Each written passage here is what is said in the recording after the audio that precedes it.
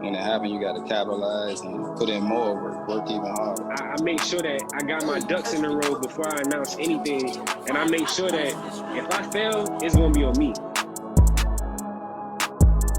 It's a fact, and there's gold producers and platinum who are literally cooking up beats on an iPad, on GarageBand. So what VSTs and what equipment are we talking then, I used to chase placements.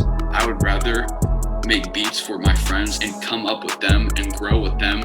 When it comes to luxury, I think of having the luxury of time, of freedom, of choice, of, like that's a luxury to me.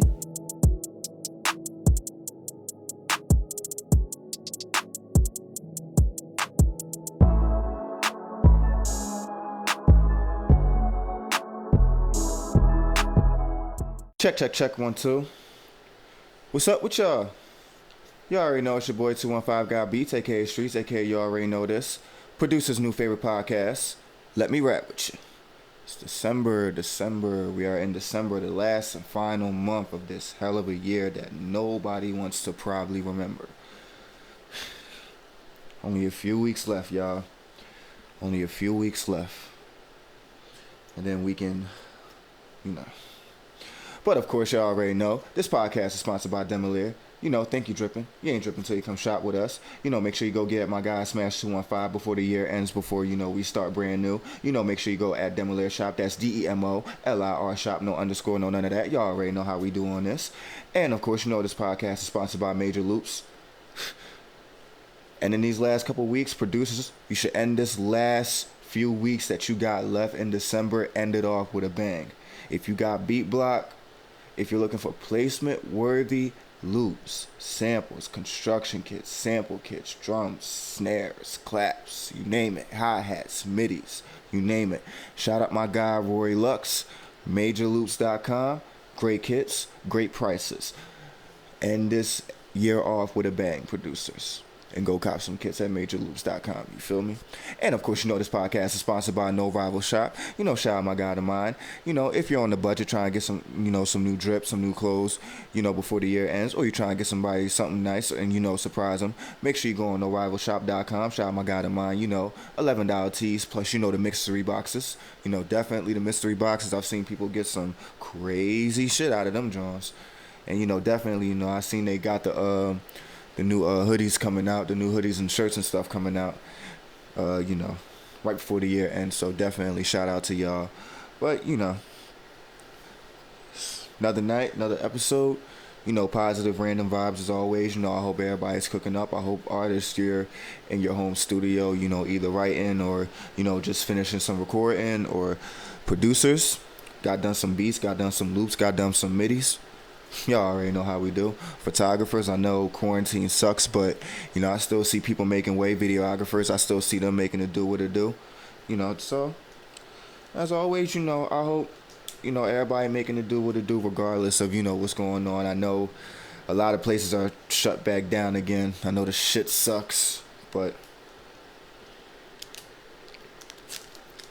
make sure you come up with some new ideas while you're staying in the house. Shit. Doing this podcast is one of them for me, because I'm definitely not trying to get killed out there. So why y'all think my ass is in here? You feel me? Rather be in here, putting on for the underground, than be outside getting killed. You feel me? But other than that, same old shit as always. You feel me?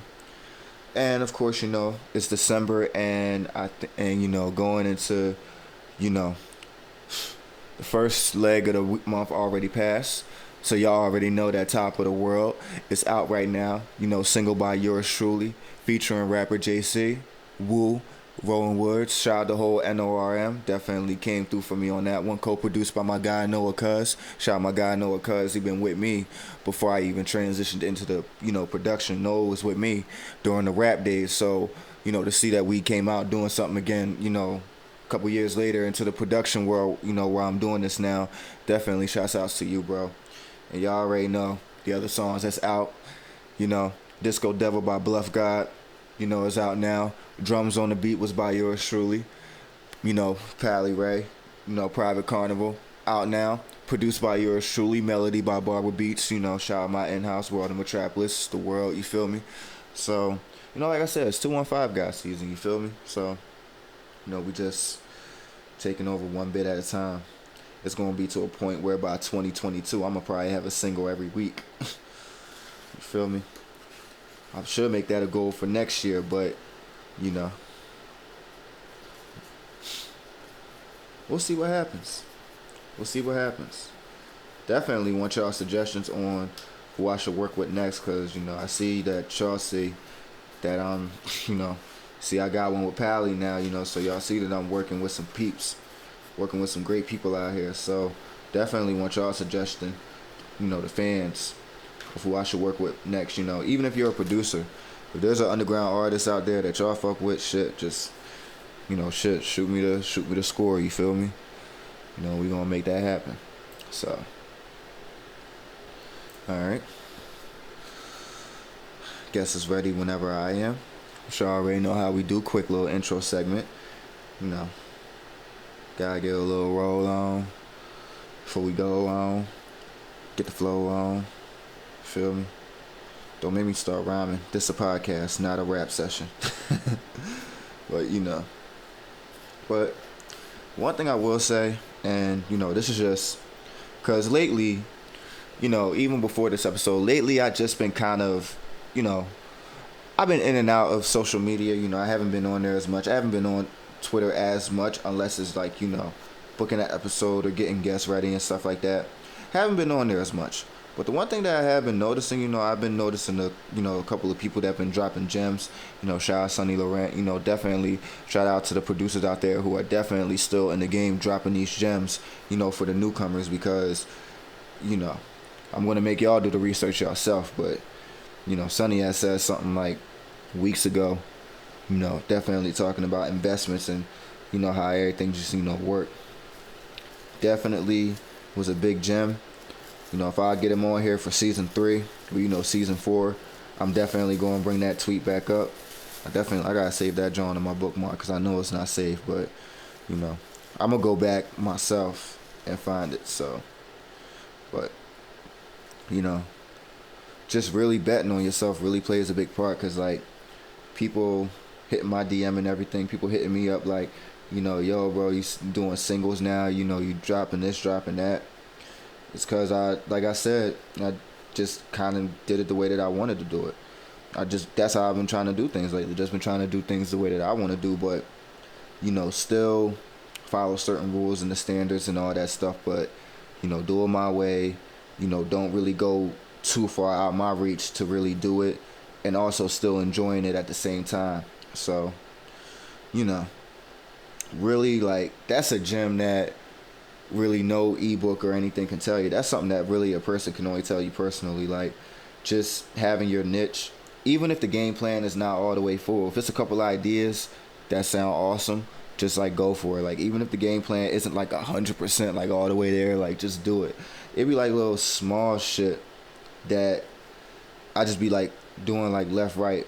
Oh shit, like this might happen, this might come up, this little idea might pop up, or one of my artists or one of my in-house might, you know, pop this little idea real quick before we have to might finish something else, but then it's like, oh shit, like we on it, like, you feel me? So it's like, you know, count on it, you know. And when, you know, when they say bet on yourself, you know, not even just money, like I said, go with it. Your journey, your story is not going to be my story and my journey is not going to be the next person's story. And that's the great thing about the podcast. No matter how great anybody or everybody's doing, we all got different stories. So, you know, y'all get to hear bits and parts of mine. So, you know, your story isn't going to come out like mine. Mine isn't going to come out like yours. So find your niche, make it do what it do, you feel me? That's all I'm going to say. Find that niche, make it do what it do. And then once you see that shit like work for you and you happy with it, just keep doing it. Like, it don't matter if people paying attention or not. Like, just do it, because, like, you know, I don't make beats for certain people or make beats because I have to make them a certain way. I do them because I like to do it this type of way, or, you know. So just do it, you know, your way. Rock out. You feel me? Besides that, we're gonna get this rolled. Get the guest. Honestly, yeah, that's a gem that, no ebook, no consultation. That's something that a person can just only tell you. That's something that you can't put a price on. If you love it, bet on it, count on it, and it will happen. Everything I've done, recent moves and stuff that I made, I definitely been proud of it on my end because I didn't have to force anything. I didn't have to, devalue or settle myself for less. But at the end, the way that I did it, it's how I was like, okay, like, and if anybody's asking me like, is everything I'm doing helping me make money with my beat sales? I'm going to say no. These are things that are going to help when people see 215 Got Beats, when they see 215 Got Beats, before they even see the face. When you click that link in that bio, you're going to see all that. You're going to see what's going on before you even, So there are shortcuts and ways that I could do it, but like I said, I'm finding my way, finding my niche, and all right, sent them the link. Should be a few seconds. Yeah, that's something nobody can tell you. Once you find your niche, find the way that you want to do it, and that shit lit the way you like it. Oh shit, my homie came quick. He came with the quickness. You feel me? Yeah. My audio's connected. Yours connected in. All right. Yo, I hate my AirPods. They're terrible. Oh God, that's hilarious. But let me rap with you podcast. You already know it's your boy 215 Got Beats, aka Streets, aka you already know this. We got special guests and a Major Loops representative and my fellow creator, collaborative, producer, and about to be graduate. Jay Bento, what's up, bro? What's going on, man? How you doing? Man, I'm good, man. Great having you on this episode, man. I've been like, this was long awaited for me. Like, I wanted to get you on the podcast personally myself. So, you feel me? Facts. I'm happy to be here, bro. For sure, man. Like, thankful to be here in general, man. Just, like, year's about to end. We made it, Mm-hmm. Thank God. Facts. So, of course, everybody know how I do the podcast for the start. I like to start from the beginning, the upbringing, and how Jay Bento was before I knew Jay Bento, Mm-hmm. So, we'll go from the beginning. All right, word. So what's it called? Where should I start? Do you want me to just talk about like the whole music, like my life type? We can do both. Light type leading into the music. All right, word. My name's Jay Bento. My real name's Jeff, but that's my stage name. So kind of just starting off with music, like my entire life I've been surrounded by music. What's it called? Like I grew up in church, so I was really involved heavily in church. What's it called? I really started taking notice on like, making music and like musical talent probably around third grade, which is when I started doing chorus. So I still sing occasionally, but I don't really sing. But yeah, after that in fourth grade, I started playing violin, and I still play to this day. What else? I'd say eighth grade is when I started playing drums. 10th grade, towards the end of 10th grade is when I started playing guitar. And then, just like learning bass and keyboard and all that. And then I started taking production serious around that time. But, being around a lot of creatives in college is what really made me level up and start to, take my craft seriously. So like I've been through music like my entire life, but, really this past 4 years has really helped me grow as a producer and as a musician. You know, it's crazy. It's a heavy gem, like with your experience, because even though, like you said, you didn't take music seriously until later on, but your whole life you had that experience. Like you were around musical elements your whole life, so you were able to have that experience that a lot of producers our age and like because I'm 27, so a lot of Hmm. producers like our age and younger, a lot of them, especially in today's age, we're growing up. When I graduated high school, there were Mac computers. There were Mac computers in every room when I graduated high school. So knowing if I was like a generation behind, if I would have, grow up in this generation of technology, I probably would look more so to the Macs and stuff and the FLs and the garage bands and the Abletons and stuff more so than the instruments. Now, not saying that everybody's going to think like that, but because technology moves so fast, you know, we got to move fast. So, but it's good that that you were able to grow up with that experience and being in the church and all that. That's good. And you said you still sing in the choir now every now and then.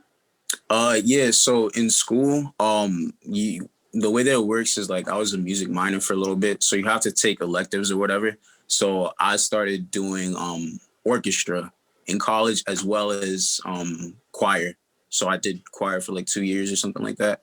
And then also I still like sing occasionally on my loops and stuff. So like, I still sing pretty much. I'm going to say this as a fan question, man. What's it like with orchestra? Because I like low key, I love Mhm. classical music. I love Bollywood. I love like those type of samples and stuff. So like, what was that experience like, bro? So honestly, like being an orchestra in school was very different from college just because of the skill level. The way that my school worked when I was like, in like lower education or whatever, we didn't really have like private lessons. My parents really didn't have like the money for a tutor or whatever. So like if it was me practicing, and it's like me practicing by myself. So there was a lot of bad habits that I learned, and like trying to get better and stuff like that. It's very hard. You really have to motivate yourself and spend the time on YouTube, practice all that. So when I went to school, the skill difference was so great. Like I would literally be practicing for like 4 or 5 hours a day. And it's like it's an elective. This isn't even my major, but it's just like I hated being so behind everybody else that I would literally practice. I got lessons at the school, I was practicing like 4 hours a day type, just to get better. So like it really motivated me in that sense. And, just like playing with the orchestra, I was able to keep up a little bit better if I hadn't done that. Wow.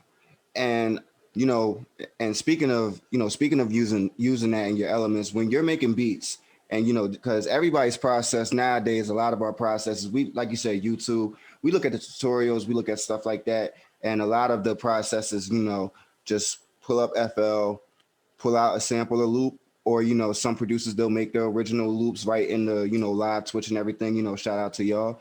And nowadays, it's a quick, easy 1, 2, 3, make a beat in like 40 minutes. With your beats, do you actually, add real musical elements in your process? Yeah. So most of the time it really depends on like the loop, but I record live guitar all the time. Violin's a different story. I do it more like a case by case basis, like if somebody's asking for customs or whatnot. I always put like voice notes or whatever. I'll record voice notes and I'll just EQ them and then put them in my loops. Like I do it all the time, but I haven't really done like a dedicated live instrument pack and stuff like that with all the instruments, but mostly guitar.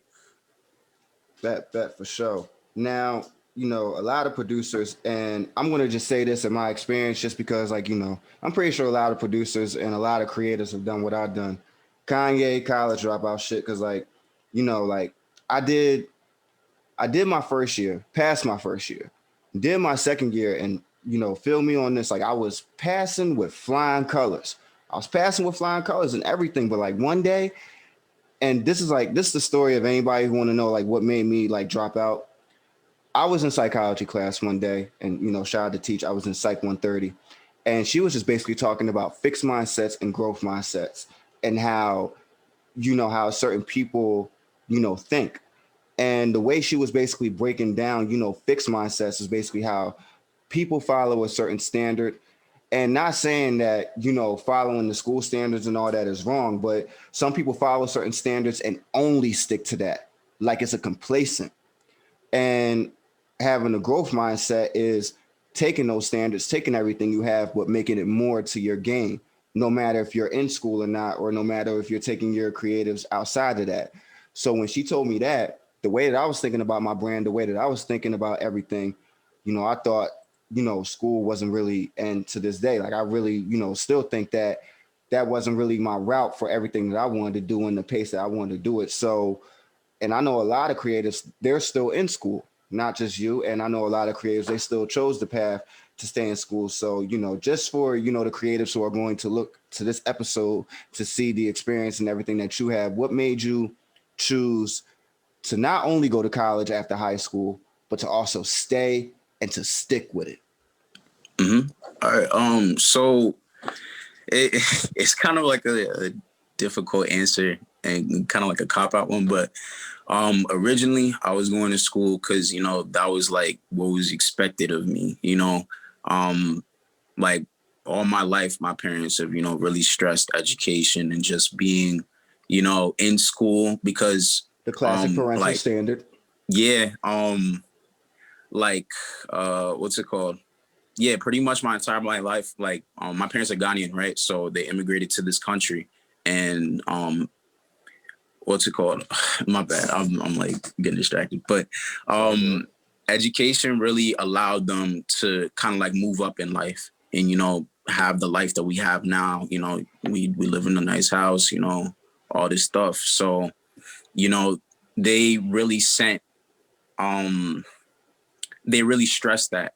And originally, I was doing it for them because, that was what it's expected of me. But it's just like, for me, being in school really, really, really gave me the tools and just confidence as a musician, as well as seeing that how I can use my technical skills to my own advantage and kind of, get money from that. Because it's just like if most people didn't know, I'm a computer science major and I'm going to be graduating with my bachelor's in computer science this December. So being in that degree and all the things that I went through and just like being in class and whatever, it really showed me that, I really love solving problems and I love applying those problems to solve solutions. So, one day I hope to kind of use that and fuse music in some sense, and hopefully create something that's useful for producers. For sure, for sure. And I definitely do believe that that day will come, especially with all the work that you put in. And, I definitely congratulate you for sticking it out because, like I said, not saying that because I still believe that anything is possible. I believe that, I could possibly go back, finish and, but I definitely give you the dap for sticking it out, especially to all those who stuck it out. It's a lot of homies, a lot of creatives I know who graduated this year, and definitely congrats to you on that, bro. Thank you, bro. I appreciate it. And speak because we've had. I'm not gonna lie. We kind of had a great. We had a great year. Rory bringing the crew together. Especially November. We had the major. We had started the first Major Loops episode with Dot Midori, and Major Loops sponsoring the podcast. So, what's your relationship with Rory Lux actually, and how did that come about with him adding you to the crew? Yeah. So originally I had seen like the whole hometown loops thing or whatever, and I wasn't really a part of it, but I was just kind of like peeping it, just being from on Twitter and whatever. But this was back, I want to say, yeah, it was nearly a year ago. I wasn't even on Twitter like that originally, so I just kept seeing like major loops and major loops pop up or whatever, and I was just like, I had also seen DJ Pain One. Yeah, you know who that is. For sure. He also had some of his kits on the site, so I was just like, oh, kind of like, let me see what this is about. So I ended up going on the site, applying, and I didn't get a response at first. I think it was like a week or whatever. So I was just like, dang, they like ghosted me or whatever. But I think he was just busy that day. So I kind of just hit him up, and then he was just like, hey, like I sent in my application. I was like, did you get it? And then he's just like, oh yeah, let me get it. So then he just reviewed it and, just kind of brought me onto the team and just showed me the ropes in terms of just how the way the kits are structured and whatnot. And, he's been super, super helpful in terms of just like, even just like putting me in opportunities, being like, hey, my guy Bento makes loops. Check him out. And I've really gotten a lot of good looks that way. So I'm really grateful for Rory. Man, definitely. And like I said, Rory be on. He be on Madman sometimes. That's why I don't blame him for being busy. He be on Madman. Going in doing what he do. But it's good. Facts. But it's crazy, like to see that you was actually a part of Major Loops when, like, cause like when me and Roy had started talking, shout out to Wave. This was right before, like, he was still getting the team together. And the crazy thing is, I didn't expect to wind up becoming Major Loops podcaster, but originally he was looking for drum constructors. He loved how I did my drums. Like I was buying Major Loops kits. I didn't even do no application. I found out he was doing he had opened up the site. The week he had opened up the site, I had bought a couple kits, been buying them ever since. I think the first kit I ever bought off of majorloops.com, if I remember, it was the Genesis kit. Definitely. The Genesis drum kit. Because like I told him, like I said, bro, I'm a drum kit fan. So anything that's drum kits, you let me know. I'm buying it. I'm all in. I bought that drum, I bought that one. I bought Jack Boys. And ever since then, he just been keeping an eye out. You see what I do. And I'm definitely going to get back on my drum shit. But, facts. I definitely like I said, shout out to you, bro, because, definitely putting on Major Loops, because now it's like we got more than just kids. Now, Roy can say like, look, we got podcasts now. Like, so it's like we got the gems and the sound. So it's like everything is just coming together. So, but besides that, man, like, what are some of the what were some of the first artists you had, first came into contact with that you had started working with personally? So kind of just in terms of like as of recent or just like the past 2 years or whatever, when I went online, I was going more the beats route. So as I was selling beats, people were just finding my beats on YouTube, and I wasn't getting a whole lot of views, but like, I was doing all right. The first artist I'd say that I actually sold to online was Jay Above the Money. He's an artist out of Florida. Bro, this dude's energy is crazy. Like I really fuck with what he's doing. But yeah, Jay Above the Money, he's the one who really like showed me love, bought beats off of me, and just like really put me on. And we actually ended up doing like an entire EP together. It was 4 songs. It was like 5 technically because there was an interlude, but he ended up buying 4 beats off of me, doing a whole EP or whatnot. And it was called the Bento Box, which was crazy because, like it's a whole story behind it, but pretty much like, my producer name tagged in with, what he was doing at the time and, like his vision. So it was honestly amazing to see how that happened. So that was probably the first one. I've worked with a couple like smaller artists here and there. And then also recently, I want to say 2018 or 2019, I got the opportunity to send loops to Internet Money. And that's how the whole Mo Young song came about. And, I had one on there. So that's kind of pretty much as it is recently. I'm still working with smaller artists. So. For sure. And we actually don't talk about this enough on the podcast, actually. What's your intake on working with smaller artists rather than working with the majors? Because, like, trust me, like, as producers, we have the choice. We can make all those, loops and kits and stuff to send to the majors, or we can rather just choose the smaller artists. So what's your intake on working with them rather than just sending out, to majors more? So with me, I don't really like, I like working with major artists or whatever, like it's good for the resume, you get to make music that could potentially be on the radio. But, the thing is with smaller artists is that they're most likely more accessible. It's like if I'm going through SoundCloud, looking through songs and I see somebody that I really like, in terms of their music, like their image, the way that they carry themselves, I'm going to want to work with them. I don't really feel like, I need a certain number of subscribers or followers or whatever to like kind of push me to do that. But the main thing is with me, like it has to be work ethic. Like that's honestly what I struggle with. Work ethic is so important to me because it's like, I'm not even joking when I say that I do this every single day. Like three to five loops, maybe a couple beats. It's just like, if I really see that hunger and desire in you for to be successful, and it doesn't mean that you got to drop music like every single week or something like that, but it's just like the dedication to your craft and, you know, just understanding that, hey, this takes time to get better at. So I would, that's one of the main things that I look for when I'm working with smaller artists, but I'm always down to work with smaller artists, for real. For sure, for sure. And I like how you brought up SoundCloud, because I'm not gonna lie, I'm tired of the SoundCloud slander. Y'all people on Twitter, y'all some disrespectful motherfuckers. I'm tired of the SoundCloud slander because people really think that, yo, what happened to SoundCloud? SoundCloud never went nowhere. You know how many lit artists are dropping on there a day? Like, honestly, I was sitting there like thinking like, and here's the thing, if somebody wants to take this, anybody that's smart enough who loves SoundCloud, take this gem from me if you want to. And if you do it before me, daps, salute. I was actually thinking about going back on SoundCloud for one day, find an artist that's, still trying to make way, but still trying to make way. But if I see that he doing something, like I might just actually just put an EP on him or something, because it's like, or her, because you never know. You never know who's popping right now. That's what I'm saying, because it's like, it could be a SoundCloud artist that could be the next Spotify artist tomorrow. You never know. That's how I look at it. Yeah, like some of these dudes just literally pop off out of nowhere, and they just take off. And if you've been working with them consistently, you can also blow up with them. So I definitely see that. To me, that's the way. To me, that's the wave now. The whole okay, I'm not saying getting placements and sending them out to majors aren't the wave, because we're major loops, damn it. We gotta rep the name.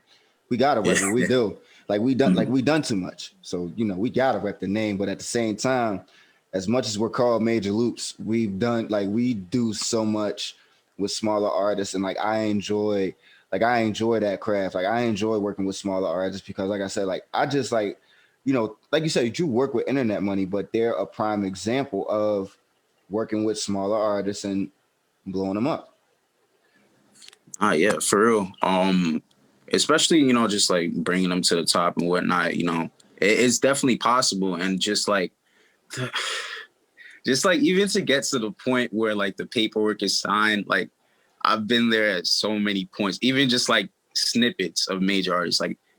If I had all of my snippets drop, I would literally my placements would be crazy. But it's just even to get to that point, you have to go through so much. Mm-hmm. You have to go through so much to even get to that point. So, yeah.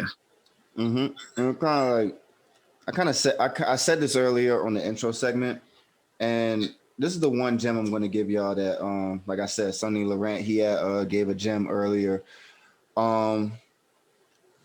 Whether you're major, independent, no matter what you're doing, whether you're dropping songs yourself, distributing or publishing songs yourself, even when you get that placement, just distributing the mechanical rights and all that stuff, that shit takes about 9 months max.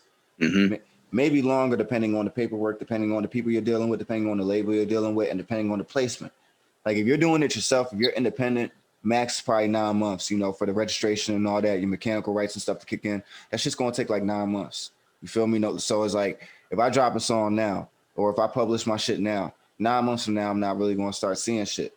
So it's like you said, that's why the route that I look at is working with smaller artists, because it's you still got to be dropping with other artists, this, that, and the third, because people think that the income's just going to come like that. Nah, it don't. You still got to wait that. What Sonny Digital said it on First Call. He said, first 9 months, you ain't going to see it down. I remember that shit. You feel me? I remember that shit. That's why I always stay humble, even with placements and all that coming and everything, like you said. And, like you said, that's the other thing, waiting on that placement to drop. You can have you probably can have a placement from 2018 that's probably not going to drop until 2021. You feel me? So so that's why it's easier to just drop with the smaller artists. It's you work with 10 or 11 smaller artists, you got a catalog right there just within a year. Yeah, and even on that kind of thing, it's just especially if you're working with local artists or artists in the city, your name will get around. They'd be oh, whoa, where'd you get that beat from? I got it from Bento. And, you also have another person that you can kind of reach out to, collaborate with, and then just like really being known in your city, as the dude who has fire beats or whatever. And, once it comes to the time when like the majors or whatever, your name's really out there in that sense. So yeah, I think it's fire to work with small artists. I'm gonna have to take that gem with me. Shit. I'm gonna have to be the hottest in my city. Shit. I'm gonna take that. Yeah, for real, for real. Cause trust me, like Philly, just like rappers, man, producers we loaded out here.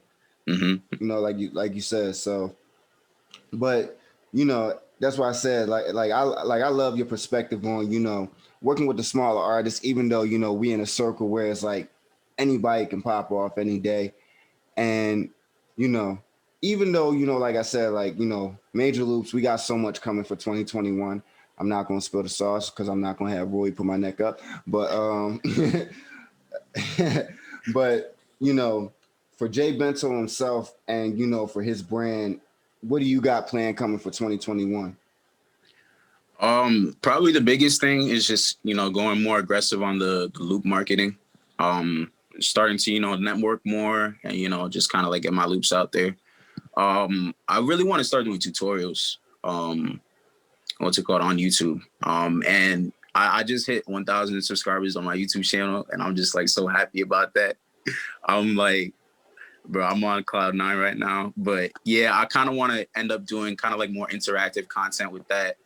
Just kind of taking my little take on like all these different artists' style and stuff like that. And also TikToks. I want to start doing some TikToks of like smaller versions of that. I need to get into TikTok. Yo, it is not even, I would say TikTok and Reels, especially Reels. I think one of the dudes that I follow, he's just like, he'll do a breakdown of a beat on Reels, and like he gets mad engagement from it. Like mad people hitting him up. Reels is how you beat the algorithms right now. Yeah, exactly. Because it's just like, it's so focused on like the advertising portion, and they have that shopping tab or whatever. So just like that's where the emphasis is going to be at, because they're trying to beat out TikTok. I don't think that's going to happen. Let's keep it honest. Yeah. That's not going to happen. That's not going to happen. I don't think it's going to happen either, but they're definitely going to try. And I think Twitter is probably going to try to do something the same thing. Yo, speaking of that, how do you feel about the fleets? Like, that shit is crazy. Yo, I haven't updated yet, surprisingly, but I just hear everybody complaining about it. But it's just like, from my perspective, I really think... Yeah, I've heard people complain. They'll be like, oh, this is stupid. This is blah, blah, blah. It's like, yo, there is a new feature that you can use to leverage your brand, and you're telling me that you're not interested in that. Are you serious right now? You know how many people I know that's trying to leave Instagram right now? Huh? Man, there's people trying to leave Instagram. Like, they're sitting there like, damn, should I leave Instagram right now? I'm just like, what? Why? Like, honestly, I would start putting loop packs on Instagram and be like, yo, you can buy some loop packs on my Instagram if you want. That's what I would be doing. Yo, that's the one thing, like you said, the shopping thing. I never thought about that, using the shopping app to actually sell, because everybody else, they sell their shit on there. Why not producers? Yeah, you could sell apparel. You could sell what's called collab packages or whatever. You could sell all these different bundles and stuff like that. Like, you're not looking, like, people don't look at it from like a money perspective. Like, if you really look at it from a business perspective, this is a great thing. This is another tool that you could use. Man, I'm gonna say it like this. My Twitter fleets, I'm probably like, honestly, people gonna pay more attention to the fleets than nobody don't want to scroll. Yeah. Nobody don't want to scroll. So like, I'm gonna tell y'all, for all y'all who's hating on the fleets right now, go at that shit like it's an Instagram story, because it's like motherfuckers gonna see you. Like, I'm just saying, I haven't used it that much, but I got people like, it's like, oh, okay, like, cool. I didn't know they were looking at my fleets or this, that, and the third. You feel me? Oh yeah, facts. So it's like, I ain't really with the hate shit. So, but like I said, with all your experience, and because I seen Detroit do it. Shout out to Big Sean, T Grizzly, and them. I seen them do songs with the Flint Choir. With some of the artists that you plan on working with, will you think about at some point correlating, like, some of the songs that you work with orchestra, with choir? Yeah, I think that would be honestly dope. I don't want to like focus too much on the challenges, but you know, probably like one of the challenges is just like getting people to actually be part of it. You know, just like organizing people to be on it. You know, actually doing the arrangement, because that's something that I've had struggle with in the past, like writing out sheet music and handing it out to everybody and kind of thinking on that plane in terms of composition, you know, all the different parts fitting together. And then also, you know, it's like just a bunch of logistical things, but you know, I would really love to do that, especially like doing like an entire song with a choir or like a full string orchestra. That would be amazing. For sure, for sure. So before I get into the last couple questions, and you know, because especially you know you're a person that does loops, you know, I always ask this to all loop makers. What's your intake on, of course, the propaganda? And I don't know why it still exists. If this shit still exists 2021, and I still gotta ask this question, I'm gonna be slapping myself these podcasts. But what's your intake on the producers who are hating on you know people using loops and samples? I I see where they're coming from, but I just feel like to be mad at what somebody else is doing and the way that they make money, like I don't really see how that involves me. Like if somebody wants to spend the extra effort to compose everything in their self, like, you know, that's the way that they choose to do it. But to come on and say that, oh, if you're losing loops, whatever, I use loops. I make loops. I use my friends' loops so I can send them out for placement, so I can send them to smaller artists. You know, I can sit here for an hour and compose everything from scratch, but that's a lot more work. And, you know, just like even just music, like music in general, music is rarely enjoyed, you know, by yourself. Like somebody had to go through the process of making that music for multiple people to hear. So, and also even just like music in general, mixing is collaborative. You know, you send it off to another mix engineer, you know, mastering engineer, all that. And then also just like so many people, you have session musicians, all that. Music is collaborative. So why wouldn't you want to have that process in modern beat making? You know, it doesn't make sense to me. So if some old head or like even just like somebody who's just like, yeah, if you make loops, you're untalented or whatever. Like I don't even listen to that. I don't pay attention to that. They're just doing it for attention at that point. That's how I be looking at shit now. It's like other than that, like, well, probably they just irrelevant. Like, unless you're like, if you're not, if you're relevant, I wouldn't see why you would hate it. But I Mm-hmm. mean, I don't know. To each his own, I guess. I like I use loops 90% of the time. I make Yeah. loops like, well, I probably make loops probably like once a month. I'm trying to. My management's kicking me in my ass. He wants me to do it more, so you know, I'm trying to listen to him. But you know, look. Like I said, he wants what's best for me. So you know Mm-hmm. that. You know, I always believe in that. You know, shout out my guy Southside D, and you know, but like I said, 90% of the time, and I'm gonna say it like this: for you sample makers and all that, first of all, the guy's gonna blow 2021, and I already done told niggas it's 215 guy season right now. So best believe that some of that production that y'all hear on some of the hits that I got coming, best believe that it's motherfuckers with me. Motherfuckers with me, at least 90% of the time. And that's probably how it's always gonna be. Mm-hmm. Like I say, like I got songs where I made loops too. I got songs that I did for people where I did loops too. But it's like, you know, on the other end, motherfuckers coming with me because it's like, I mean, I can be at the top. Like being at the top alone is one thing, but helping people while you're at the top alone is another. You feel me? Mm-hmm. That's how I look at That's a shit. fact. You can always help out people. Always, you know, give somebody that end because like that's what Rory's been doing for us. Shit. Yeah, facts, man.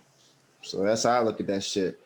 But you know, not and actually speaking of that, I still actually got some old sounds that that Rory has sent me from you. I actually gotta finish that shit because he had one of the construction kit from that, so I definitely gotta finish that shit. I keep my important starred emails saved, and I went through them the other day. I'm like, oh shit, I definitely did not open this because I know it's not in my FL. So it's like I'm definitely going to get on that shit so we can probably have a 2021 kit for the start of the year. That's definitely going to be lit.